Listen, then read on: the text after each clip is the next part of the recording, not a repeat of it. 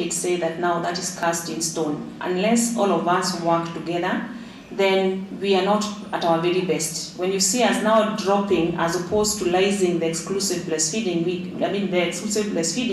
it therefore means that the trajectory is not very promising, which is unfortunate. So we've got to put efforts, we've got to pull our efforts together to ensure that we change it from dropping to increasing so as we're able to meet the target at the year 2030. According to the experts, the decline poses significant health risks to both babies and mothers, as well as the overall population. Critical sectors such as health, education, and the workforce are also at risk due to the decrease in breastfeeding rates. If we don't reach our targets for exclusive breastfeeding, it means, number one, we are disadvantaging the children that are not exclusively breastfed.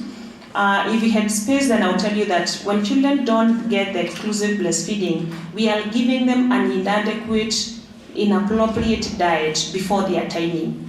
That means that they do not grow as expected. If children do not grow as expected, then we are giving them room for them to suffer from malnutrition, and malnutrition has its own effects as far as the capacity of the child is concerned. Further, the experts are particularly alarmed by the substantial increase in bottle feeding, which rose from 22% in 2014 to 34% in 2022. Of course, the danger as far as this is concerned is that babies that are bottle fed, they have what we call a nipple confusion, or they're likely to suffer. They may not be able to attach very well or to enjoy the breastfeeding because they have known an easier way of getting milk without having to suckle, because suckling has some efforts to be put into that. And the efforts is what helps to develop the jaws of the baby even as this baby grows. The world is set to mark World Breastfeeding Week starting tomorrow, 1st of August, with this year's theme being Enabling Breastfeeding to Make a Difference for Working Parents. Zainab Mohammed, T47. Right, and that's a piece our very own Zainab Mohammed worked on at the beginning of this week. Remember, this World Breastfeeding Week kicked off on the 1st of August all the way to the 7th of August. That should be on Monday, yeah? So she did that piece for us, and thank you, Zainab, for that. So much coming from that piece here, and thank you for coming. Thank you, Angesh Kihara, lactation consultant and child nutritionist. Karibu sana. Chibet Biril, my friend from way back. Karibu sana. Thank you so much for joining us. Mother and mental health advocate there. So I want us to start by getting some quick reactions from that piece by Zainab there, because she says there's been a decrease in the rate of breastfeeding in the country from 2014 to 2022, a decrease over 1%. She talks about an increase in bottle feeding. And of course, there's concerns from the Ministry of Health that Kenya might not reach its 70% exclusive 6-month breastfeeding target. Let's take a reaction from that. I think one of the biggest things that we need to consider with that is that at the beginning or at birth, over 95% of babies are actually breastfed. But this rate goes decreasing as the months go by. And by the time the babies are around 6 months, I think we're now at around 35%, between 25 and 35% exclusively breastfed. And I think one of the biggest things that affects this is going back to work, and also lack of proper information within mothers, and lack of support also from the medical community. Because you find, especially with middle-class women, a lot of them are given formula while they're still in hospital, versus women who give birth in public hospitals, where a majority of them, I would say over 95% of them, would leave hospital exclusively breastfed. Middle-class women or rich women will come out from hospital with maybe 70% exclusively breastfed. So there's just disparity starting from the hospital. And then as time goes by, there's a lot of misinformation amongst peers, where especially with boys, you'll be told, oh, that's a boy, you'd never be able to breastfeed. That's a boy, they need too much. So then the boy becomes disadvantaged. Why would you never be able to breastfeed? It's a myth. It's just a myth. It's a myth amongst peers. I think it's a whole thing that men take more generally. But the thing is that our bodies know when we give birth to a boy and when we give birth to a girl. So our breast milk generally is more calorie dense when you give birth to boys than when we give birth to girls. And moms of girls have more milk amount than moms of boys. But moms of boys have more calorie dense milk. So that means that if I had a girl first and then had a boy, it means that my breast will not feel the same. I will not lick the same. So when I sit down amongst my peers and I tell them, I sina maziwa, then everybody will be like, yeah, you have a boy, watakumaliza, watakunyonya mpaka ufaint. Those are the stories that are usually there with amongst women. But the truth of the matter is your body has just adjusted, it knows that the boy needs more calories, so it's adjusted the amount of milk that has actually been produced. Then minus even peer-to-peer lying to each other as they think that they're supporting each other with that is a boy, or your child is not sleeping because of breast milk, your breast milk is not enough. There's also the factor of going back to work and lack of support when the mothers go back to work, or lack of knowledge of what to do once they go back to work. And especially in the low income areas also, they don't have fridges. So even if they go back to work and maybe their work is flexible, once they're back at work, what do? They're out of home for 8 hours. Even if they were to hand express in the morning, that milk is only good for 4 hours. So if they're not somewhere where they can dash in at lunchtime, that means that the baby has to eat because they're not about to afford formula. So the baby has to eat before now the mother is back in the evening to breastfeed. And that's why support is so important, and that's why I do what I do, to be able to support mothers and also to educate them on what they need. And once a mother is empowered, she's able to make a lot better decisions for herself and for her family. Okay, Chebet, I'm coming to you shortly because I should have reminded you that we invite your feedback, your questions, your concerns. You're invited to call in live here, 0768095491. That's our line. Call in live with your questions and concerns, and also you may choose to use WhatsApp. Our number is 0793-267-279. So to call in live is 0768-095-491, and on WhatsApp 0793-267-279. I'm learning a lot already. Yeah, I believe our viewers too are. Chebet, how about you? I'm learning, especially that part where you say that when you give birth to a boy, your body knows it's a boy.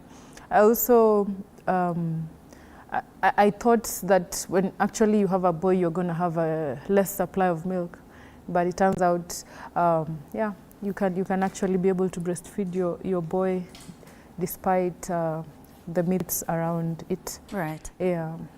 So how about, Zainab's pace? Because she's talking of a decline in breastfeeding. She's talking of an increase in bottle feeding. As a mother, what are your thoughts regarding that? Well, I think, she's right about the decline. And just like Wangeshi has said, so many reasons, going back to work and such reasons. Maybe I will just speak from experience because I have 2 daughters. So for me, I was lucky, I was lucky to have time with my firstborn daughter because when I gave birth, I didn't have a formal employment. So I breastfed her exclusively for 6 months. 6 months. Yeah, and up to about 1 year and just close to 2 years. 1 year and I think 9 months. 10 months, I can't remember. But yeah, she got the best. But now when it came to my second daughter, it was a bit challenging, especially being a journalist, and you know how demanding this this job can be. Okay, but for the first I'd say 4 months it was okay, because my employer allowed me to leave work early, so I would do half day. And I was able to breastfeed exclusively until about 4 or 5 months. And then when it reached 5 months, I had to supplement with formula because my work was demanding and I was feeling like I was lagging behind at work. So I had to be at work the whole day and I supplemented with formula. So it's a reality, especially when it comes to work.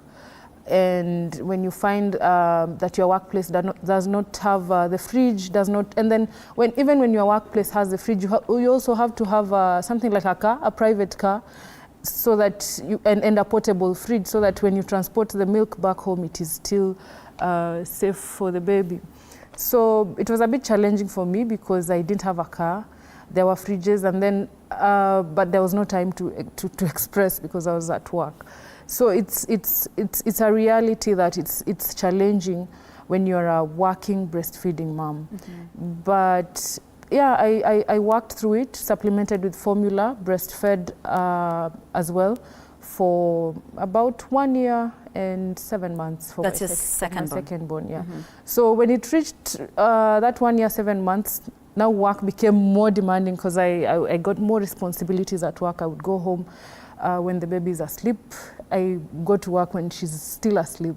So by the time I come home, I have milk, but the baby is asleep. I leave the house, I have milk, but the baby is asleep. So I had to stop breastfeeding at 1 year and 7 months. And yeah, so I used formula for the remainder part of before 2 years. And yeah, that's how I managed my breastfeeding journey. All right, and actually we're going to talk about work in the course of this discussion, because the theme for this year is let's make breastfeeding at work. Yeah, so we're going to talk lots about making it work at work. Yeah. Wangeshi, before you come in as a lactation consultant and child nutritionist, I want you to talk to us about your breastfeeding story. Okay. I have 2 children, aged 6 and 4. My first is a girl. I breastfed her for about 5.5 months. And then unfortunately, I gave her a bottle. So the issue was not the bottle, because I had actually in the piece, they talked about a bottle and the fact that it's easier and it causes the child to stop breastfeeding. So it's actually generally not nipple confusion, it's flow confusion or flow preference that causes babies to stop breastfeeding. So I introduced a bottle to my baby when she was maybe around 4 weeks, which was quite okay. 4 weeks? Yeah. And then that worked, it worked perfectly. And I was not a lactation consultant by then, but I knew that I should not be changing the teat size. And then one day my husband convinced me, let's just change. And then I changed. So I changed to a size 2 teat. And we changed that for a while and it worked. And then when that worked, he convinced me again, let's change to a size 3. And I'm like, but we're not supposed to, because it will make her stop breastfeeding. And then we decided, let's try and see what happens. So we tried, and then unfortunately I traveled at the same time. And I didn't think about it. So now this is hindsight. I didn't think about it. I traveled for about a week. And then of course, when you travel, your milk supply will go down. And then this baby is getting milk at a very fast flow rate. And by the time I was coming back, she'd breastfeed, but she'd refuse. And then she'd breastfeed, but she'd refuse. And then I wasn't pumping the way I should. Because if your baby is getting a bottle, to secure your supply, you really have to be pumping at the point at which they're getting a bottle to replace that feed. But I wasn't. So my supply declined. And as my supply declined, that means she'd be needing to work harder to get milk. And she really was not interested in that because she was getting a size 3 teat. And I should have stuck to the size 1. I believe that my issues would not have come about if I stuck to the size 1. So yeah, I exclusively pumped from around that 5.5 months to 1 year. At some point, I managed to increase my supply. She got back on the breast, and then I joked around with it again. It went down. Then yeah, so I exclusively pumped for 6 months. And one thing that I really like to tell parents is bottles are a tool to support you. They're not a tool, they're not a crutch. They're supposed to come in to support you if you choose to use them. But remember, the research done on bottles was done on formula-fed children. They're not done on breastfed children. So the age that is written on the teat, and oftentimes it will be your medic, your doctor, your nurse, your midwife telling you to change because your baby is 3 months, change because your baby is this age. That age there is put for formula-fed babies because formula-fed babies need more milk as they grow older. But breastfed babies don't change the amount of milk they take from the time they're around 1 month to 6 months. What changes is the formulation of your milk because milk is a living organism. So each time something happens in the environment, your milk will change for your baby. When your baby grows and something is happening within them, your milk will change for your baby. If they need more calories, your milk will change. So the milk amount does not change. So that, the +1, +3, plus whatever months is for formula-fed babies. Breastfed babies should always remain on the slowest flow they can accept, which is preferably a size 1 teat. And that way, they will not get the flow confusion. Right. Because again, this could be quite controversial, but there's this whole thing of refusing bottles. But if you refuse a mom who wants to exclusively breastfeed a bottle, then how is she supposed to do it? Cups are sometimes really messy. And majority of moms are really not willing to, or they don't even have the information of how to go about it. A spoon is also very messy and very slow. Majority of moms, if we even just talk about the middle class moms, have one nanny. That nanny won't have the time to feed the baby. Low income moms leave their babies in, what are they called? daycare?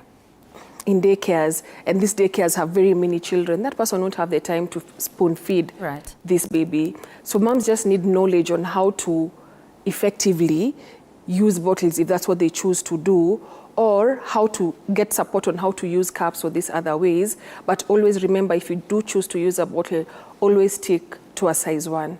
Right. Let me play the devil's advocate there, because from what you're saying, one would argue, aren't you advised, or isn't it advocated for mothers to breastfeed exclusively for 6 months? It is.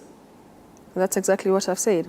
But breastfeeding can look different, first and foremost. And it is giving breast milk exclusively for 6 months. It is not necessarily baby has to be on your breast exclusively for 6 months. It is not feasible for a working mother. It's not feasible. It would be lovely, but it's not feasible for majority of mothers who have to go back to work and leave their children for their babies to feed exclusively at the breast for 6 months. So it's possible to give a baby breast milk exclusively for 6 months and then give no other milk for a year, but it's not possible for this mother to exclusively only breastfeed their baby at the breast for a whole year. It's really not feasible. In fact, I would even say for 80%, because she'd need to go to the market, she'd need to go to see her friends, she'd need to go to the salon. There's all these things that would make her maybe have to leave her baby, even if it's for 3 or 4 hours. Right. Thank you for making that clear. Actually, I believe it has helped most of our viewers. Questions are coming in. Keep them coming. I will be sampling them. Again, our line on WhatsApp 0793267279, calling live 0768095491. I will sample a question that I see here already to you, Wangeshi. But before that, Chebet, let me take you back to your second born, whom you say you breastfed exclusively, for 4 months at first, and then you moved on all the way to 1 year, 7 months. Yeah. So my assumption is, was it not for your work, your desire would have been to do it for the entire 6 months that's recommended? Absolutely. Let's talk about that. Absolutely, yeah, because, I've read about the importance of breastfeeding, exclusive breastfeeding. So it would be my desire, of course, to exclusively breastfeed the baby for the first 6 months, and also, continue with the breast milk, specifically the breast milk, for the entire 2 years. But now, due to unavoidable circumstances, like Wangeshi is saying, sometimes you have to leave your milk in a bottle, and when you have less supply, you have to supplement with formula, because you see the issue of supply and demand is when you're at work and you're not breastfeeding like the way when you're at home, your milk supply reduces, because now it's used to, after some time it leaks, and then after some times it reduces, because now I think your body is now telling your breast milk that now we are not at home, and the demand for the milk is reducing, so the production of milk goes down. So in this case now, even when I would go home, there was not enough milk for the baby, so we had to supplement with formula. How did that make you feel? Guilty at times, because you want the best for your baby as a mother all the time. But I had to talk myself through it and realize that this is the situation and there's nothing I can do about it. Apart from supplementing, Right. Wangeshi, there's something you said when you were responding to, I believe, my second question, which is at some point your baby was not interested. Yeah, and it reminded me of a question I got from one of our people on social media when I said that this is the conversation we'll be having tonight, because she was asking, what do you do when your child is simply not interested in breast milk? The first thing you do is to secure your supply. So that means you continue to pump, and then you try as much as you can to spend a lot of time with your baby, a lot of skin to skin. Do not force the baby to be on the breast. If you can, for about 3 or 4 days, sleep with the baby, sleep top naked. Just let the breast be a place where the child can just find comfort. And with time, the child should be able to come on. I have a lot more tips. The person can actually come and see me. Share them. It's a long list. It's about 11. It's about 11 different things. I have a question also. Continue, and maybe you can after you list. Give us the tips, then she will ask her question. The ones I've given, I think I'm okay with giving those ones, because it's something that I sell. All right. Yeah, So it's something that I sell. Yeah. There's something that she mentioned about supply and demand. And I want to tell people that 95% of mothers or women can have enough milk for their child. But if you think about the number of women around you who have said sikuwa na maziwa, it's maybe 60 or 70%, if not more. And it is generally also, again, a societal thing. Because once I tell you I'm struggling, then you say, even mimi nilipatiana formula, and then even you say, then I feel like I'm in good company. But I think it's very good for women to know that you can get support to increase supply. And we do have a class where we teach how to increase supply. Our class is called Pump Like a Pro. It starts on Wednesday, and it's basically about supporting a workplace parent to be able to secure her supply and be able to increase her supply when she's still at work. And then the other concern that she also had about getting time at work, I want to be the devil's advocate. Smokers don't ask for permission to go and smoke. And they smoke very many times in a day. That's the headwind. They walk out, they go have their smoke for 10 minutes, come back, Well, walk when out you're a again. journalist, you're out there in the field looking for stories. But that's a small percentage. Yeah. Majority of other people still have that concern of, I don't have time, I'm not allowed. But the smokers in the office are always allowed to walk out and go and have their smoke. So empower yourself and always ask, I need 20 minutes between this time and this time, and then and then at lunchtime, and then this other time I need 20 minutes. And then always remember to just do your work. If you do your job, people should not be having an issue with you taking a short break, to go and pump to feed your child. And it's also required by law that your employer gives you time to actually pump. Yeah. Right. Okay, Chibet, I know you have a question. Just hold it here because we need to take a break, a short break. I see your questions, lots of them. I appreciate it. Keep them coming. 0793267279 on WhatsApp, and you can also call in live at 0768095491. Let's take that break. Stay with us.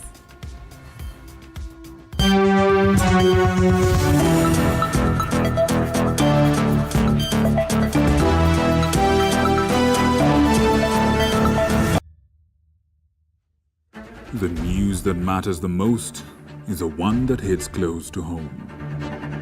When disasters strike, we are there to inform you. When the bullets are flying, we tell you who's shooting and why. Reporting on your victories, your health, your money, your security, your past, present, and future. We are interested in telling the stories of creativity, hard work, and resilience that you are known for. That is our job. This is my job. My name is Victor Muyakane, and it's my honor to bring you this news this way every Thursday night on the home of Untold Stories.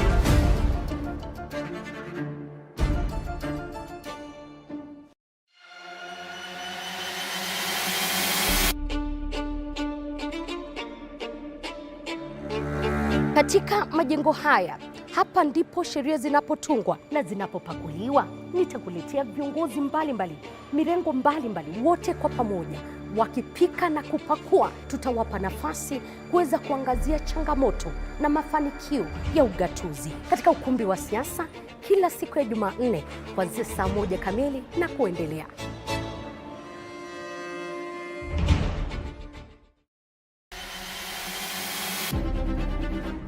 Toka eneo hili la Naivasha kwenye kaunti 032, gatuzi la Nakuru. Toka kaunti ya Elgeyo Marakwet, kaunti 028.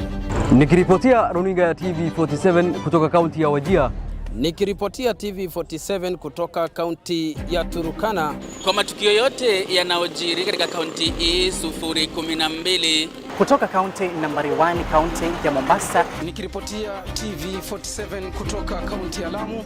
Nikiripotia TV47 kutoka Kisii County. Nikiripotia TV47 kutoka kaunti ya Machakos. Kutoka kaunti hii ya Trans Nzoia. Kaunti 038. Kutoka gatuzi nambari 029, kaunti ya Nandi, chemichemi ya mabingwa. Nikiripotia TV47 kutoka kaunti ya Kakamega. Nitakuwa nikiripotia runinga ya TV47 kutoka kaunti ya Bungoma. Jina langu ni Paula Munio. Willy Dennis Jiru. Fabian Kibet. World Breastfeeding Week. And before I get back to my guests, we did ask some of you, what do you think about breastfeeding, what your concerns are about it. Let's listen into what some of you had to say. Muhimu wakati huu wa kunyonyesha mtoto mchanga, na tunajitahidi kama wazazi watoto waweze kupata maziwa kwa miezi 6 bila kupewa chochote, ili mtoto aweze kuwa na nguvu, magonjwa yanayopita yasimdhuru yoyote chochote. Na tunawaarifu wasichana wa wakati ama wazazi wanaopata watoto saizi waweze kuwanyonyesha watoto kwa miezi 6 ndio waweze kuwapea chakula. Wawanyonyeshe mpaka maziwa itoshe mwili, ili mtoto anapokuwa akuwe na nguvu, hata kwa anapoenda masomo awe na nguvu na akili timamu ya kusoma. Watoto wa leo ukiangalia magonjwa yanayopita yanapita na watoto. Ukiangalia watoto wa leo wadogo, kanza ndio hiyo, sukari, pressure, hata unashindwa ni nini. Lakini acha tujitahidi kama wazazi kunyonyesha watoto wetu ili waweze kuwa na nguvu na wakwe na afya njema. Ni hayo tu. Kwa majina ni Janet Kemunto. Kutoka kunyonyesha mtoto mjanga, maziwa ya mama iko strong kwa mtoto. Inafanya mtoto anakuwa strong, anakuwa na afya nzuri, mtoto akiwa na akili timamu. Sasa kama siku hizi ukipata wasichana wanapata mtoto siku 2 ama 1 amnyonyezi, anajiza mtoto hata hawezi nyonyesha mtoto hata siku 1, anamwacha hivyo. Sasa unapata ni rahisi mtoto kama huyu kupata magonjwa kama sukari, pressure, ama kuna maradhi mingi mtoto anapata kutoka kwa kutonyesha mtoto mdogo. Sasa ukilinganisha mtoto wa miaka hii na miaka ya zamani wako tofauti sana. Mtoto mwenye amenyonyonya miezi 6 anakuwa strong kuliko mtoto mwenye ameachiwa maziwa kabla hajamaliza miezi 6. Hata akili mtoto anakuwa sharp. Au wengine wanapata mtoto yani hata kuongea hajui kuongea. Hiyo tu. Right. Okay, fine. I saw myself and got confused, but it's okay. Thank you for your feedback, as always. Chebet, you had a question for Wangeshi. Now they have become 2. All right, it's fine. We want even 3 or 4. All right. The first question is, what happens when you said a mother, 90% of women are able to have the supply. I have a friend who says her milk completely stopped when the baby was 5 months, 4 months, 5 months, and she tried everything, and it was.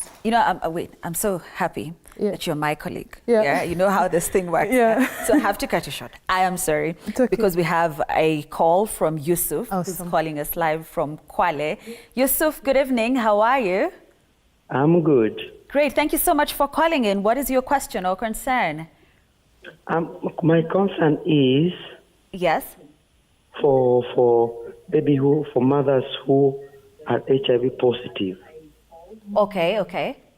Yeah, for a mother who is HIV positive and the fact of breastfeeding a baby. Mm-hmm. How can we help such a baby? All right. Yes. Okay. Thank you, Yusuf, for your question. I guess that's for you. Okay. Moms who are HIV positive can exclusively breastfeed their babies, but it must be exclusively breastfeed. It can't be breastfeed and give OG here and there so that the baby can sleep. It has to be exclusively breastfeeding, and then at 6 months, once you start introducing food, then you cut off the breast milk, because abrasions can happen in the throat and the mouth, things like that, and then the milk would infect the baby. But definitely the mother can still breastfeed till the baby is 6 months. What if they're not able to? Then the baby is fully on formula. You can't mix. Yeah. So it's either breast milk or formula. Okay, thank you. Chebet. All right. Where was I? I was asking. 5 months. Yeah, a friend of mine who says when her baby was 5 months old, the milk completely, she ran completely out of milk, and she tried everything, and it wasn't coming. So she resorted to formula, and now she's giving her baby formula full time. I think the baby is now 7 months old. So what can you say about that? That is question number 1. And then I've seen your page just today, yesterday and today, and I've seen that you do natural ways of boosting breast milk. Are lactation cookies natural. What do you think about lactation cookies and those galactagogues? Yeah. Okay. So to answer your first question, number one, she can join my class. She didn't try that one. So the next class starts next week, and it's never too late to increase your supply. And I'm pretty sure that the things that she says she tried are those ones: the teas, the cookies, maybe medication. And the reason why I do not advocate for them is that they generally do not work as well as natural ways that I teach. Okay. Yeah. So yes, they could help, but the reason why also, the biggest reason I don't advocate for them is that it gives you a crutch. So if you break your leg today and you're in a crutch and then you're walking, if that crutch is not there, you'll fall, you won't be able to walk. But if the doctor helps you heal that leg and then takes you for physio and then you're able to walk, and maybe limp. Let's say somebody is really unwell and then maybe you're limping and sometimes you need a crutch. It means that if the crutch is not there, you still know that you can limp and walk. And that's the thing that these things, the cookies, the teas, all these things do. They come in, they're a crutch. The day you don't have them, your milk supply is not there. And then if you're not supporting your body and you're not removing milk the way you're supposed to remove milk, your supply will not increase, or it will increase for 1 or 2 days, and then you say, nimejaribu kila kitu, nothing is working. Why don't you give us 1 or 2 ways, this natural tips? It's only one way, milk removal. That's the end all and be all of increasing milk. You have to remove milk for milk to be there. If you're not removing milk, your supply will go down. She even mentioned about the first days when she was at work. You go, your breasts are full. By the time you're back home, you're burning. By week 2, the second week, they're not burning, they're just full. Right. By week 3, you don't even have much. That's just, it's a basic law of milk production. Right. Milk has to be removed. Okay, Wangeshi. We'll get to her second question, but we have Abigail from Kwale. Good evening, Abigail Abariako. Thank you for joining us. I'm good. Yes, carry on with your question. I was asking, in the instance of a mother breastfeeding, yes, a child at 3 months, and then you get pregnant again, can it affect your breast milk or can it affect the baby? Right. Thank you, Abigail, for that. Okay. For you again. And I'll add a question to that because I also got another question of people asking, can you actually get pregnant while breastfeeding? Okay. All right, let me start with the first question. If you do get pregnant, actually there's the answer. You can get pregnant when you breastfeed. Yes, of course. Yeah. I just wanted to make it clear. Yeah, you can, but I'll explain how not to. So you can get pregnant if you're not breastfeeding properly, in quotes. If you're breastfeeding and exclusively breastfeeding and the baby is removing milk every 2 to 3 hours during the day, every 3 to 4 hours at night, you're not skipping feeds, baby's not sleeping more than 4 hours, then you will not get pregnant. But if any of this is missing, if you've gone back to work, you can definitely get pregnant. If your baby has started eating or you're giving water, you're giving uji, you can definitely get pregnant. The only time you're safe is the first 6 months when you're exclusively breastfeeding and baby is constantly feeding. That's the only time you're safe from getting pregnant. To answer her question, if or when you do get pregnant when you're breastfeeding, it's still safe to breastfeed. Your body knows that it needs to feed 2 children now, the one on your breast and the one in your womb. So it's totally safe for you, totally safe for baby. The milk might change in taste. The milk supply might reduce because of hormones, but again, you can support your body to increase supply.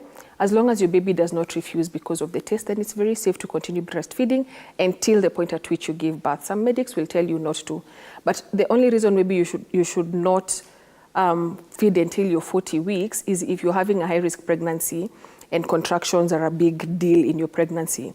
But for a healthy pregnancy, you can definitely breastfeed till 40 weeks, go give birth, come back and breastfeed both. Right. So I love our viewers, Wangeshi and Chebet, because we told them to call and they're really calling. Yeah? That's we have good. Catherine from Nyeri. Right, Catherine? Good evening. Karibu sana. Thank you for calling in. What's your question or comment? My question is, what if you have to go to work and it's a long distance work? What shall you do and you have to exclusively breastfeed a 4-month-old baby? What if you have to go to work, right? That's your question. Yeah. Okay, you got that one, Gashi? Yeah. I think we had discussed this earlier. You need to talk to your employer and preferably speak to your employer. If it's a big company, speak to your HR before you go on maternity leave. Speak to them about the company policies, speak to them about the government policies that are now in place, and then tell them this is what I'm going to be needing. A week or two before you go back to work, again, speak to your employer. And remember, I keep saying, smokers do not ask for permission. So you do need to speak to your people, but don't come from a point of, oh yeah, please help me, because it is your right, but of course you have to be respectful about your right. And always pump in the morning, pump at lunchtime, pump on your way back to work, especially, but Nyeri is not as bad as Nairobi. Nairobi, the commute can be an hour. So if you're able to get like the portable ones that you can put inside and do it in the matatu or wherever, you can still do that. Then in the middle, just ask for 2 breaks. 20 minutes is actually more than enough for you to pump and actually put something for your baby. Yeah. Chebet, stay with me, yeah? Because we have Dennis. We have Dennis from Nyeri. Dennis, good evening. What's your question or comment? My question is... Carry on. The type of food the mother is taking... Yes. Can it have effect on the baby during the breastfeeding period? All right. Thank you. Thank you for that. Again. So I would say yes and no. But yes, generally yes. So there are children who have allergies and who some foods would affect them when they're breastfeeding, biggest culprit being dairy, wheat, and eggs. But I always tell moms, keep a food diary. Don't just eliminate full food groups without knowledge of where the problem is, because it can get very frustrating with you starting to wonder, what do I eat? Because you've cut out eggs, you've cut out wheat, you've cut out dairy, and then you're told, cut out legumes, cut out cabbage, cut out skuma. Then you're left there asking, Mama Modoni, that's my name on Instagram, what do I eat? Just keep a food diary, be patient. The patient sometimes is grueling because the child is really struggling. But if you keep a food diary, you should be able to pinpoint exactly where the issue is. Yeah. Okay. Chebet, I will ask you to actually comment on that, because I would want to know your preparations, right, from when you were pregnant and when breastfeeding. But before that, we have Gertrude from Nakuru. Gertrude, karibu sana. Thank you for calling in. What's your question or concern? Yes, my baby.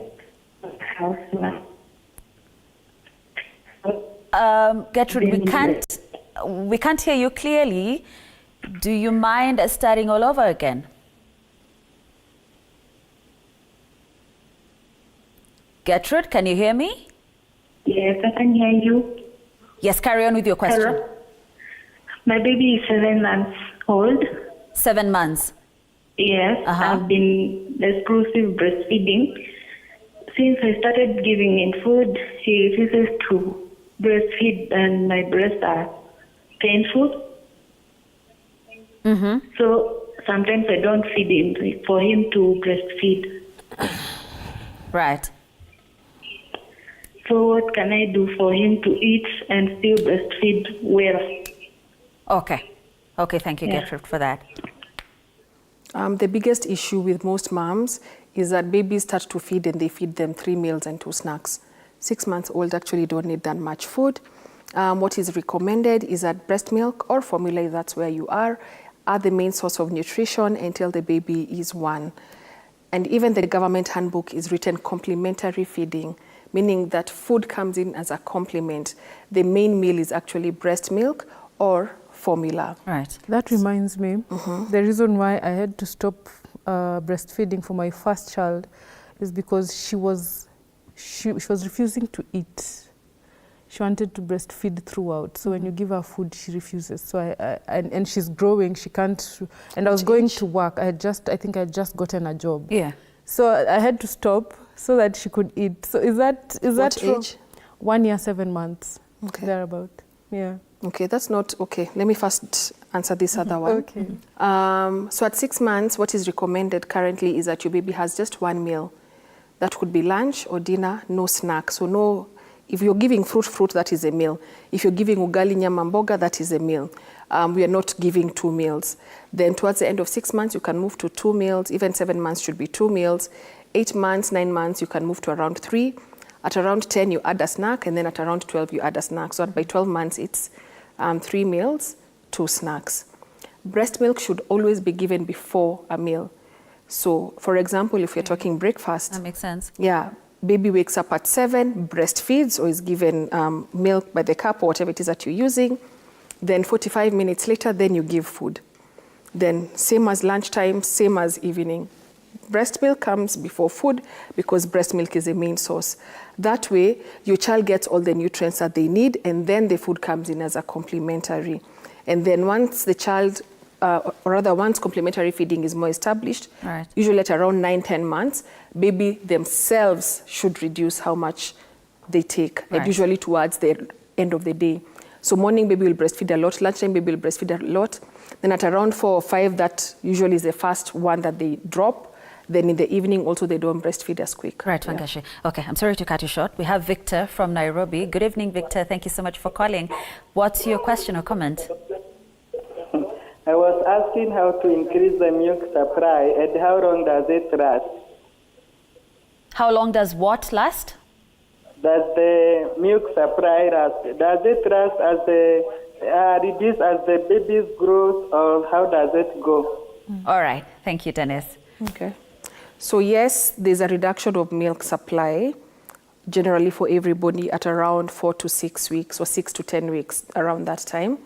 Once you give birth, your supply is really hormone driven. Because you've given birth, the body knows you've given birth, the body knows we need to feed this child. And once the baby is feeding at the breast, the body knows our baby is alive, we need to keep feeding this baby. So a lot of milk is produced at the beginning. And a lot of this time, that's when most moms will be leaking. That's when they'll be really full. Some moms even get milk in the auxiliary. And then at some point that stops. And when that stops, they start thinking, sina maziwa. But actually what happens is your milk supply now regulates. So that means that if your baby is taking about, let's work with a round figure. So if let's say your body is producing 1 liter of milk per day, majority of babies will take around 700 to a liter. So if let's say your baby is taking 700, but your body is producing a liter, this extra 300 is what has been leaking, is what you've been waking up and wetting your bed with. At around 6 weeks, that will be taken away and you'll remain with the 700 ml. But other than that regulation that happens at around 4 to 6 weeks, and then again at 12 weeks, generally your supply does not reduce as a baby grows older. What changes is the habits of the mother. So you start leaving the house, you reduce how much you're pumping, your baby is not feeding as much, you're out of the house for longer. So yes, your supply will decrease based on your habits. But how to increase supply? The basic rule is to remove milk. Either pump or you breastfeed your baby. Right. Yeah. Chebet, I told you we will talk about the foods, you know, mothers eat or should eat. And I want to talk about you because I would assume that it started right from when you learned that you were pregnant. Maybe you became cautious of what you were taking. I don't know. Take us through that. Well, I wasn't really cautious because maybe the aversions, you know, during pregnancy, there are some foods you tend to avoid because they give you nausea. Yeah. And there are those you tend to like because cravings. So for me, I followed my cravings and Do you want to share what they were? Potatoes and noodles and eggs for my first child. I remember I was having an internship and I used to carry to work noodles and boiled eggs. In fact, my husband would just prepare for me the night before. Did you used to wake him up at night asking for noodles? Yeah. People do that a lot. Was it because the craving was there or you just want to see him up? It's the craving. Yeah. The baby. It was a baby. Yeah, it's the baby. Yeah. It's always the baby. So yeah, so those were my cravings. And then after the baby came, I think because I'm not allergic to any foods, anything went. And probably I didn't pay attention, and probably that's why my baby had colic. I don't know. There are very many causes for colic. But I'd say I didn't really pay attention to what I was eating. I just did a normal diet, really. Yeah. Didn't you have the in-laws or family who come with njahe. What's njahe in English? They come black beans, yeah? They come with njahe and I uji. can't stand njahe. Yeah? Who eats njahe? I do. What? I You like do. njahe? I love njahe. Tastes like sins. It should be. I don't Someone know. said it should be sold at a hardware. Yeah, exactly. Terrible. Like I love njahe. Kwanza mukimo ya njahe. I love it. I can't. So, but yes, I was at the in-laws for some time, and yeah, the overfeeding is real. It was real, and yeah, my milk supply for the first 3 months was over and above, and I remember my baby was overfeeding. Actually, she was throwing up at some point because of too much supply. And you know, when you're at your in-laws, you can't control so many things. So I used to just eat, and yeah, the milk was there. And I gained a lot of weight because of that. So what can I say? I'd say, in my opinion, not as an expert, I think more fluids are more important because I know there are issues of body image and all that. So when you gain weight, it's really hard to come back to your pre-pregnancy weight. So I'd say do more fluids and eat a normal diet, really. 3 meals and some snacks in a day. I wouldn't advise a mother to overfeed because of breast milk. I think it's natural. The milk, like you've said, comes from removal of milk. From removal of milk. And then when it comes to the diet, generally what is needed is about 500 calories more, which is still what you need during pregnancy, because we do increase how much we eat during pregnancy. So that increase that you have increased to support your pregnancy is the same increase that you need to support the breastfeeding child who's now been birthed. And you actually don't need to eat for 2, you just need to eat 500 calories extra. And your diet doesn't really matter, it just needs to be well balanced. So have your carbohydrates, you know, the things that we learned in school, carbohydrates, vitamins, proteins, ensure that you have a good mix of fats in there. You can also look for things that support recovery, especially of your bones and the pelvic floor. So a lot of calcium, broth, things like that at the beginning. Right. But really you don't need a special diet. Right. Yeah. Okay. So we have Yusuf again, but before we get to Yusuf, yeah, I see your WhatsApp messages, your questions on WhatsApp. Keep them coming. I will be sampling them, right? I'm not ignoring them, okay? So Yusuf again from Kwale. Thank you for calling again, Yusuf. Yes. Yes, proceed with your question or comment. Okay, I would like to say that the topic is really helpful. We are grateful. We are glad to be of help, Yusuf. Proceed with your question or comment? Okay, we welcome feedback too. That's positive feedback. We love it. Thank you, Yusuf. Okay, so there's a question here on WhatsApp. Unfortunately, he doesn't say his name, but I'll ask it anyway. So he says there's this issue where a child is born, the child does not cry. When he or she cries, they only cry when they are forced to, yeah? So if you try breastfeeding that child, they vomit. How can such a child be helped to breastfeed well? Vomiting is something that is usually dealt with by a doctor, not a lactation expert. I would be able to deal with spit up, but not with vomiting, because that is actually a medical issue. Yeah. I think it's called something reflux. Reflux is not vomiting. It's not? No. Vomiting is projectile, like it comes out deep from the stomach. Reflux is kidogo, so that I'd be able to deal with, but the person talks about reflux. So I think I would tell them to see their pediatrician or to see a pediatric gastroenterologist. Yeah, actually preferably that one, like a tummy doctor for babies. Okay. Wangesh, let me take you back to that question on diet and foods and what to eat and what not to eat. Because a lot of women, and again, I see it here on social media on our feedback tonight, they, you know, they just gain weight overnight, or, you know, in the course of the 9 months they're pregnant. Is it a must for that? I mean, when one is pregnant, you're told eat. You therefore end up eating anything and everything. The baby needs milk. You need to, you know, again, the baby needs milk, like you said, Chebet. Is it a must, you know, that you gain weight? To overfeed? No. To eat anything and everything? No. So in pregnancy, most moms will gain weight. It's actually recommended that you add weight. About 7 to 14 kgs is what is recommended.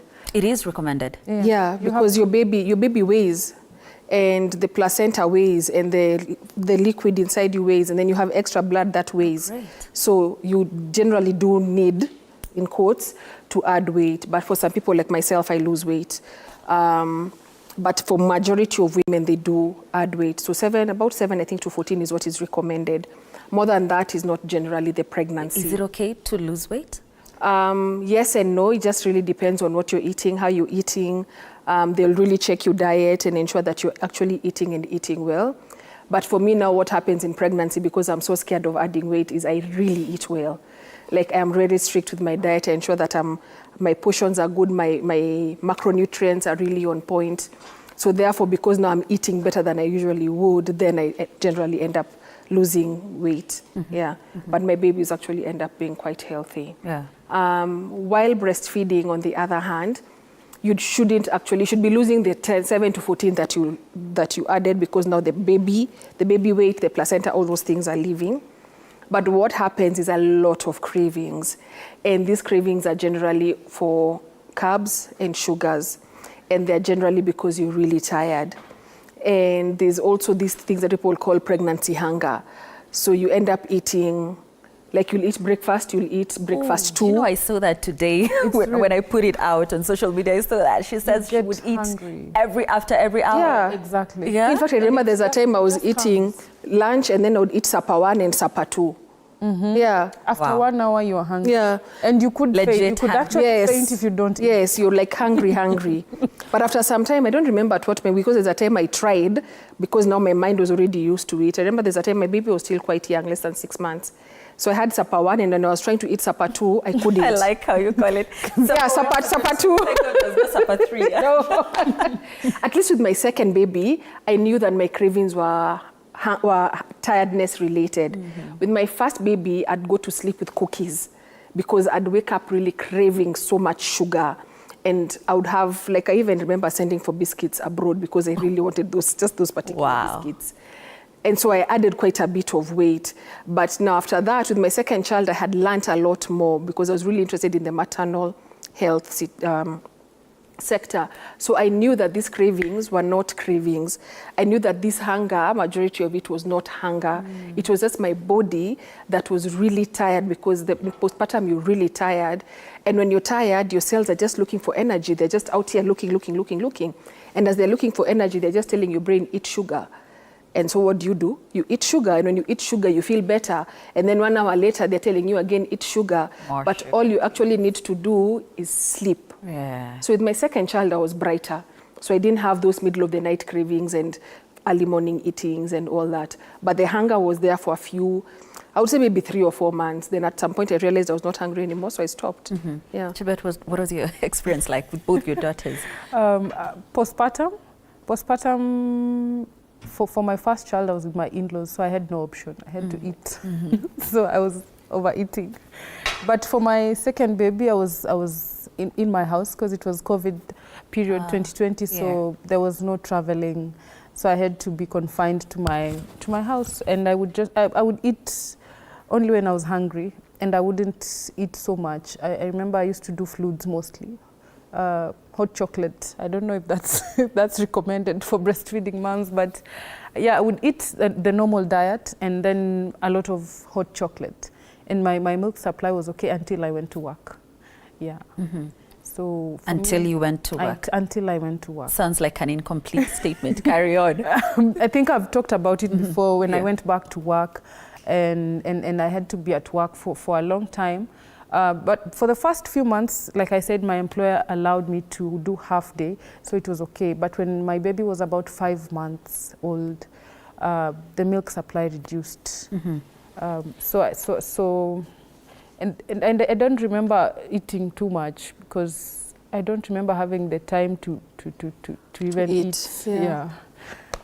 And that's another thing actually that reduces supply for working mothers, and also at home, because of this fear of adding weight. You have to actually have enough calories for your supply to be good. If you're not consuming enough calories, your supply will not be good. Yeah. So enough calories, well-balanced diet, and then of course a lot of fluids. You don't need to eat for two. Yeah. Because then sometimes you reach home when you're too tired to even eat. So you just sleep. You need that sleep, yeah? More than the food. Okay. I'm told we have Gladys, Gladys from Narok. Good evening, Gladys. Thank you so much for calling. What's your question or comment? Okay, I'm asking, I give blood here. Bathroom, yes. Come up again, Gladys. We can't hear you clearly. I'm saying. Yes. I gave birth this year. Oh, yes. And at the moment, I didn't get milk. So after 6 months, after 6 weeks, that's when now the baby started latching. At least now she's breastfeeding. It's 2 days breastfeeding. Yes. So I have been feeding her formula. Yes. So my question is, how should I know if she's getting enough? And what should I do to increase the milk? Because I've been advised to take cookies, but it's not working. Yeah. All right. Thank you, Gladys. You got that, Wangashe? She said she's been told to take cookies and it's not working. Okay. So like I said earlier, these galactagogues come in to support your supply. They are not what is best for increasing your supply. To increase your supply, you have to remove milk. So you either breastfeed the baby a lot more or you pump. And like I keep saying, I have a class starting on Wednesday. Please join the class. It would really help you and save you a lot of money. But I'd be very interested and very curious as to why she didn't have milk until 6 weeks. And I would generally say that that is because that her body was not supported and she was not told what to do at the hospital level. With us, yes, it's quite expected, or rather for anything that is not a natural birth. Natural meaning that even if you gave birth vaginally, you did not have an epidural, you did not have augmentation or inducing of birth, like it was just natural. No medication, no nothing. Right. So anything other than that can actually reverse your milk for a few hours. And the reason I use the quotation marks is because by 20 weeks of pregnancy, you have milk. So milk does not come in at 3 days or 4 days postpartum. You already have milk. So what happens during labor may sometimes reverse this. But once your body has been supported, once the baby is there, then within 6 to 18 hours, your milk should come in, the colostrum.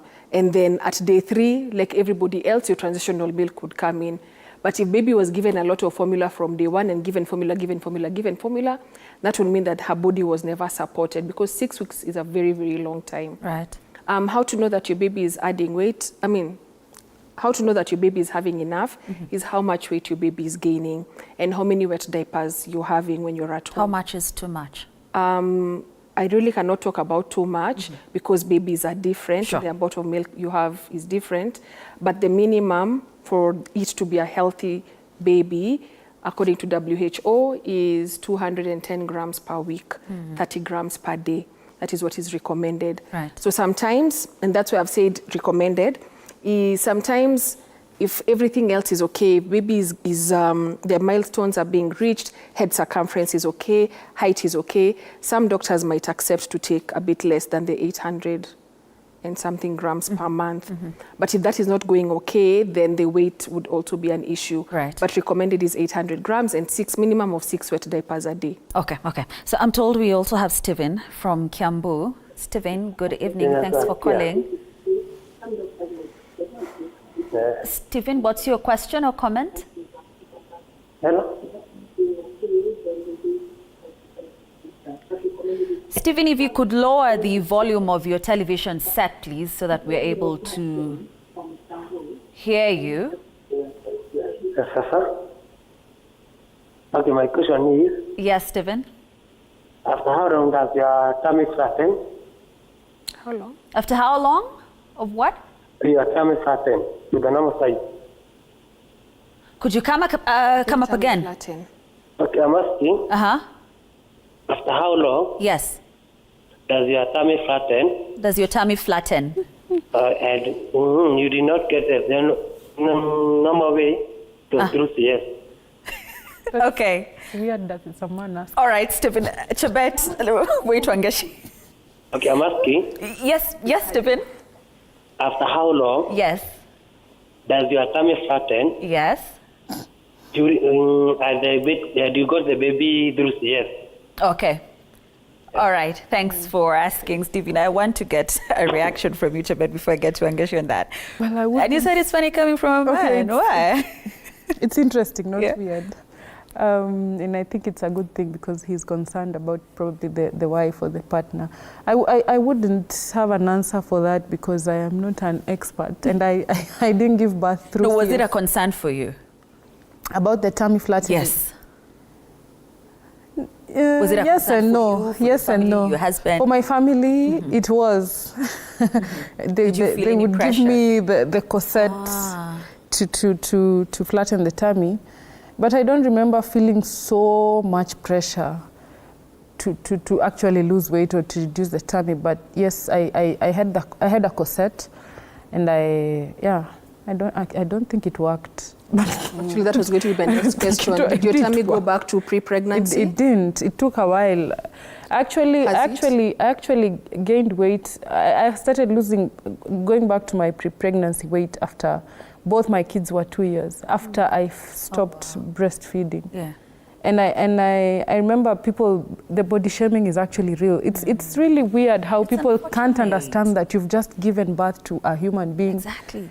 And they don't have the grace. You can't. I think it's important to extend grace to new moms because that contributes to their mental health.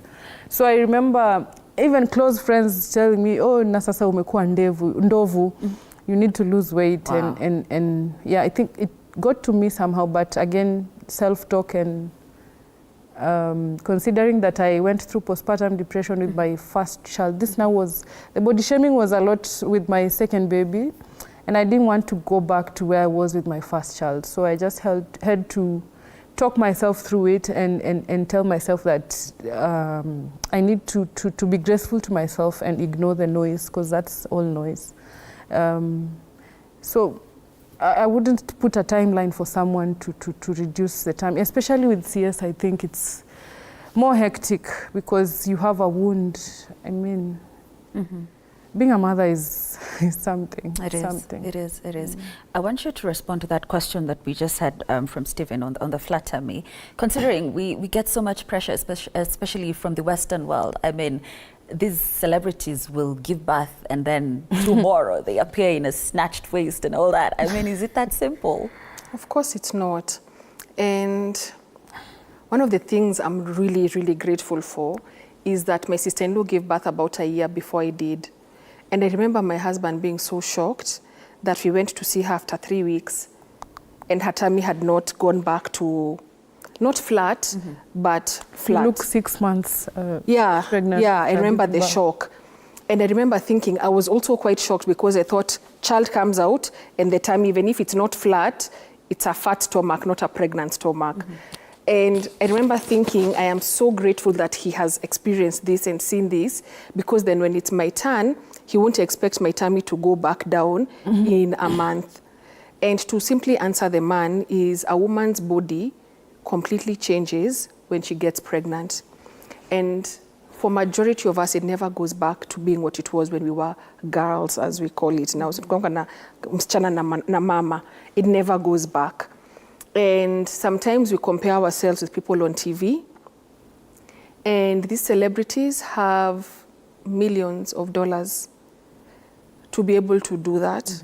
And they don't always do it in the healthiest way. And they don't tell you what they did, so you imagine that it happened naturally. Yeah, corsets are not good for a woman's body. They do not support her recovery. They do not support her pelvic floor. 1 in 3 women are leaking urine by the time they're 50. That it means one of us here by the age of 50. Yeah. That's shocking. Yeah, 1 in 3. I didn't know that. And the corset comes in and really strains your pelvic floor, so it doesn't support it to heal the way it's supposed to, so that it supports you when you're 50 and when you're 60 and when you're 70. And lastly, I think I really need men to understand that their bodies change too. And a lot of men get bigger tummies and they have not carried a child. Therefore, they should not have really the right to ask a woman who has carried a child or 4 about their tummy. Because we do see and we do feel. Yeah, I mean, it's your body. Yeah. It really becomes really unsettling for a woman when her man is telling her about her stomach. Because of the CS hang, even if your tummy was this flat, the CS hang is always there. And it takes now time for you to be able to go back. Right. So what I would say to the men is support your wife, support your woman, love her, appreciate her tummy, hug it, and tell her, gosh, you carried a baby for me, I really love your tummy. Our bodies change, our minds change, and that happens for men and women, and therefore we just need to embrace each other in every season of our lives. Yeah. Right. Okay, so there are questions here, lots of them, from WhatsApp. I'll ask 4 as a tire. You're going to find a way of responding to all 4, yeah? And then we're going to get the others. So first one, Tess from Nakuru. My baby is 3 months old but refuses to take milk from one breast. What should I do? Hello, my baby's 5 months, 2 weeks now. My milk reduced at 4.5 weeks and right now they're dry. Kindly address. Hi, I gave birth through CS. I didn't get milk, so I fed her formula and refused to suck. So I used to pump and could get as little as 20 milliliters. 6 weeks later, she started latching and now breastfeeding. I'm not sure if the milk is enough. How do I know if the milk is sufficient for the baby? And Joel from Taita, my question is, what is the best meal for a child being weaned or introduced in complementary feedings? Second question is it good to feed a baby who is between 7 to 10 months with cow's milk? Please let me know. Good question. Samini. I know. I like the last breast one. refusal. I'm happy that I apologized for questions. Breast refusal on one side, I'll give only one tip because the question are many. If baby only feeds from this side, take the same baby, take them that way so that the baby feels like they're still on the same breast. Other than this is a different orientation. But if you move the baby from here to there, it will feel like it's still the same.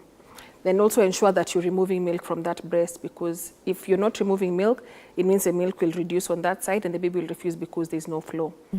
How to know that your baby is having enough milk, weight gain, and how many wet diapers. Minimum of 6 wet diapers and 30 grams per day, 210 grams per week. If your baby is gaining weight, the baby is having enough. Yeah. What was the third one? Feeding a baby with cow's milk between 7 to 10 months. No. The current recommendation is that breast milk and formula is what should be given to a baby because that is what is made for babies. Cow milk is made for cow babies.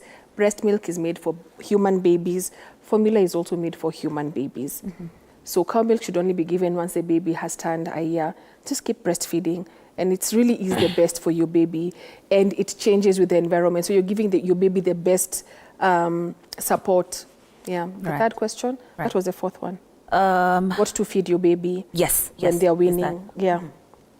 Basically, whatever it is that you eat in your home a lot is where you should start. It really reduces how fussy your baby gets with food. The whole thing of feeding only carrots, only potatoes, only these people like matoke, waru, na malenge. What do these people like? It's like the universal thing of Kenyans weaning. No, whatever it is that you're eating at home, just blend or mash, or if you're doing baby-led weaning, you can also do that and just give your baby. Of course, no salt in the food, just feed your baby that. So if, for example, that day you're having ugali and mboga and nyama, you can choose to do ugali and mboga and mash, or ugali and the soup and mash. Right. Yeah, right. And that's okay. Okay, and I saw our silicone doll there. You will be telling us shortly how to properly breastfeed, yeah? Chabet, let's talk about breastfeeding for you in terms of some women do experience pain, cracked nipples and all that. How was it for you? Well, for me, I think I'm blessed or lucky, or I followed the rules, or I have good nipples for breastfeeding. So for me, I didn't have cracked nipples for both my babies. I have a concern with the cow's milk. Okay, I know it's not recommended, but what if, like, let me talk about my experience. When I had postpartum psychosis, I could not breastfeed for I think a week, and for my family, I think I was at my in-laws, and for them, cow's milk was what was available then. I can't remember seeing formula, though I was not in a very good state of mind. But now, what about in such a situation when a mother is not well mentally and both also physically, to a point where they cannot breastfeed? Because for my case, I was not eating, and so and I was just not okay. So they had to give her cow's milk, though diluted a bit, to make it, I think, more digestible for the baby. What can you tell women and mothers and families who, one, cannot afford formula, because formula is really expensive. It is really expensive. So for a common family, it's impossible to afford formula. So what do they do when the mother cannot breastfeed and there's only cow's milk available? Well, sometimes you have to do what you have to do, but as a professional, you can't come to me and expect me to tell you what is not is recommended. Yeah.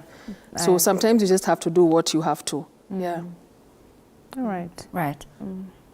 You good? Yeah, I'm good. Okay. Okay. Looked like you had something to say. No, I thought you had. I'm not sure if I answered your question. I think you did. Yes, you did. Yeah? You did. Okay. Yeah. Okay. Okay. Our doll is here, and I want to learn how to properly do this. How to properly breastfeed. Okay. You mean latch on, right? Yeah, latching. The latch.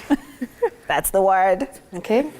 So I'll use the normal breast. This is a inverted nipple, and sometimes they look like that, which is a flat nipple.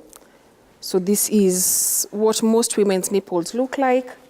Rule number 1, remove all the shawls. Please, let's not be breastfeeding with the many blankets that we put on our babies. Remove the shawl. Then once you do that, the baby needs to be as close to you as possible. Have the baby's tummy on your tummy. And this is whatever breastfeeding position you choose. So baby's tummy will be this way. So that's a cradle, the cross cradle, the football, the koala. If the baby is older, the baby can be sitting, tummy to tummy. If the baby is still young, you support the baby's body, tummy to tummy. Or the laid back breastfeeding. This is one of my favorite for newborn stage. Also very good for flat nipples. This is good for newborn stage all the way through. It's one of my favorite positions.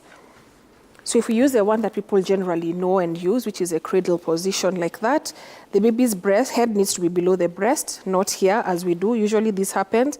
And then you take, sorry. And then you take the breast to the baby like that. Don't do that. The head should be right below the breast like that. Then the nipple should fall where the baby's nose is, like that. Then you tickle the top of the baby's mouth, like that.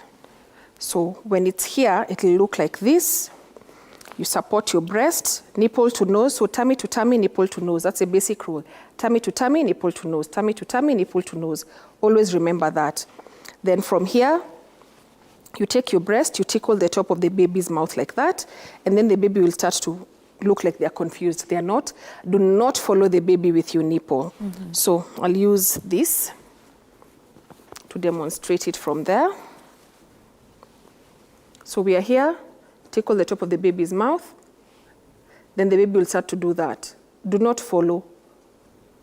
Just keep it where it was supposed to be. If the baby turns, you can just still hit here so that the baby knows where he's supposed to be going. The baby will do that. This is good because it helps your baby get milk. Because once the baby is hitting, the brain knows we need milk, a letdown will come. A letdown is when your milk comes in, sometimes it feels like a pull, sometimes it feels like pins and needles. And then if the baby is sucking here, you'll start licking on the other side. Anyway, we are back here. So that, then eventually what the baby will do, he'll turn his head up and latch on like that. The mouth should always look like it's at a 120. It should never look like that. It should always be 120 degrees. Then the chin should touch the breast. the cheek should touch the breast, and once that happens, the nose will always be out. So if we are to do it with this, it will end up looking like that. Allow the baby to latch themselves on, and I think that's what I have explained there. So as the child does that and goes to the other side and the other side, eventually they will turn their head up themselves and come onto the breast. Do not bring the baby to the breast, and that is told a lot. I don't know if you have time for me to explain why not to, but just allow the baby to go up. I can. Under a minute. Okay, I can try. So, if the baby is put like this, the head is here, the breast is here, and then you take the breast to the baby, what happens is, if we are to use this puppet, what happens is, if it's like that, the baby will look down on the breast, and that means the baby will not be able to open their mouth very well, like that. What will happen? You'll end up having a lipstick nipple, and the nipple will really crack, and the child will not be able to remove as much milk as they can. Then the other one of bringing the baby straight to the breast, which you're usually told that mtoto akifungua mdomo mlete haraka, what it will look like is that. And you can see here, the amount of open mouth you have is not a lot. So again, there's likelihood that your nipples are going to crack. And also this and the first position, your baby is not going to be able to remove as much milk as possible. What I have taught you is you tickle and then you let the baby come up and latch on. And as you can see, the amount of open mouth is very different. So I'll demonstrate again. If the baby's head is this way, what you usually do, it will come down. The amount of open mouth is like that. If the baby is straight on and then you bring the baby bring the baby quickly, that's the amount of open mouth, and the nose is still on the breast. But if you allow the baby to look up and latch on, the open mouth, as you can see even on the puppet, is completely different. And this way, your baby is better able to remove milk, the baby is better able to help you increase your supply, and baby's weight gain is going to be much better. Right, yeah. Right. Okay, we have so many questions. I don't even know where to start. They can come to my page and ask them. I think that's the easiest way. Yeah, I doubt we'd be able to finish. My page is on Instagram, is Mama Muthoni KE. On Facebook, it's The Mothership with Mama Muthoni, but I'm most active on Instagram, Mama Muthoni KE. Right, right. Okay, there's one here from Jackson. It's past 10 p.m. That's what Asha does, but it's not really that bad because he says he's Jackson watching from Topper. My question is a bit away from the theme, but it's actually not, because he's asking, is intercourse really recommended during pregnancy, or does it affect the child's health and bring breastfeeding complications? I'm thinking of a way to answer that question respectfully. No, please do. It's a genuine question. He wants to know. Wow. Oxytocin is the hormone produced when a woman has an orgasm. Oxytocin is a hormone needed, or one of the hormones needed for the letdown, which I just explained, for the milk to come in. And oxytocin also helps with supply generally. You see where I'm going with this? So oxytocin from good sex actually promotes better breastfeeding. Great. Yeah. Okay. More questions, but I want to rope in Chebet once again. My question would be, because you mentioned that you did go through postpartum psychosis here, and probably there's another woman or more women that are watching us tonight who are going through the same. You could tell them how you dealt with it, how you overcame. Yeah, for me, I always say the most important thing for me was the support around me, and that is my family, my husband, my in-laws, and my mother. So without support, it's really hard to overcome postpartum depression. So what I'd say about the support is when the moment you realize you're pregnant, make sure you are very intentional about the people that will be around you during pregnancy and even after delivery, because you might be okay after delivery, but you might have had problems during pregnancy which will reflect after delivery. I think it's called prenatal stress and depression. So I'd say surround yourself with people who you know are supportive and they mean well for you. People who will not judge you for whatever thing you do, you know. it's really important to have people who love you unconditionally, especially when you're a new mom. It's important. That's the very first thing. So for me, support, a good support system, and then medication. I had to be medicated because mine was it was the extreme psychosis. I was not in the reality. So medication, I had to be hospitalized and given antipsychotic drugs. So medication when it's too much. But before it gets to medication, because I know for most moms it's depression, not psychosis. So it's good to have a counselor. So if you have a family, a supportive family, they will seek help from a professional counselor so that you can be counseled and you will be okay. Another thing is what? Don't compare yourself to other people. You know, with social media, it's really hard to know that you're okay when really to think that you're okay when really you're okay. Right. Because you look at social media and see that there's a mother, for example, who has a flat tummy immediately after birth, and here you are looking like you're 6 months pregnant, 4 weeks into your delivery, after your delivery. So I'd say don't compare yourself with anyone, even when it comes to breastfeeding. We are all different. Right. I was going to ask about the inverted. I know you have an inverted nipple here. So sometimes it's not easy for everyone to latch properly. You might have an inverted nipple, and that is something that needs, I think you can talk about it.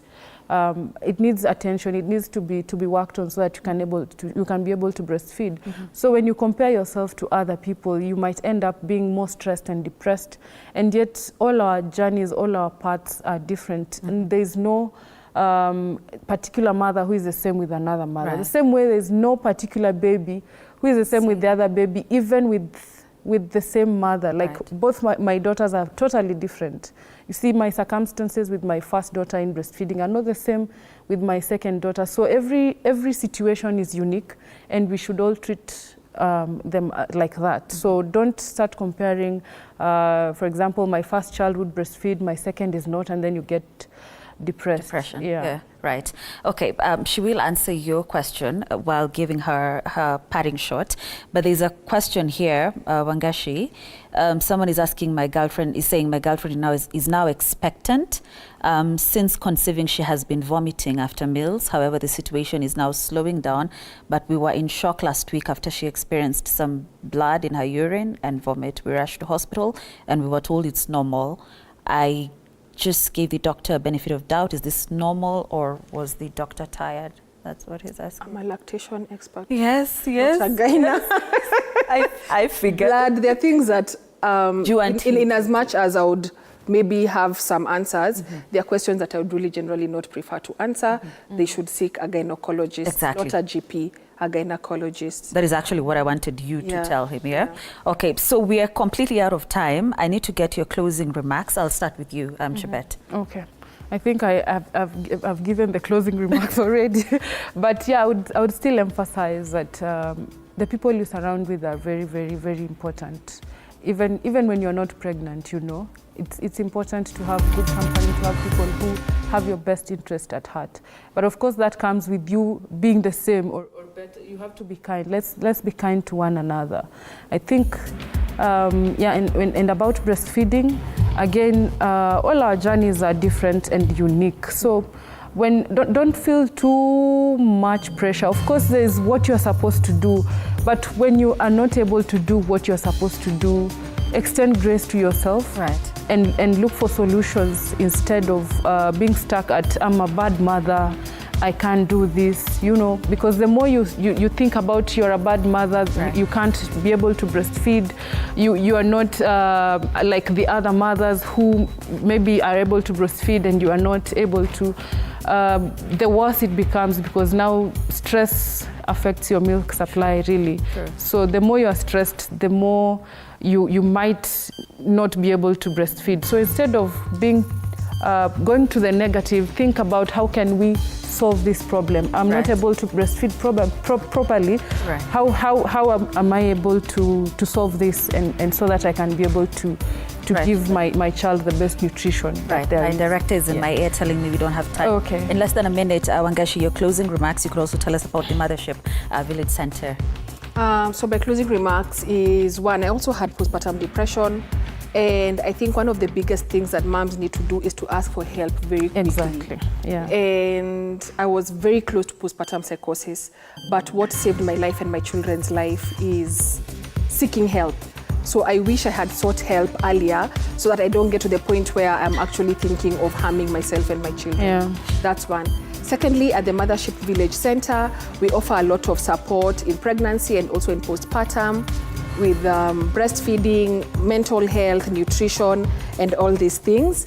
Right. And lastly, to the employers, because we're talking about breastfeeding in the workplace, support your mothers. And when you support them, they're going to be better workers. And when they're better workers, it means you get a better outcome and you actually get more out of them for your business. Right. That bed is, music bed is my director kicking us out of studio. But thank you.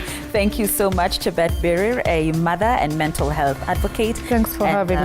Wangeshi Kihara, lactation consultant and child nutritionist. Thank you so much for your time and your contribution. Thank you. Thank you very, very much for all your questions. Those who called in live, I really appreciate, and everybody that made this production a success. Guys at the gallery, in the studio here, thank you so much. I really do appreciate it. That's all the time we had tonight. I'll catch you again tomorrow for To The Point, yeah? Our TV47 Weekend Edition for tomorrow, yeah? Nick.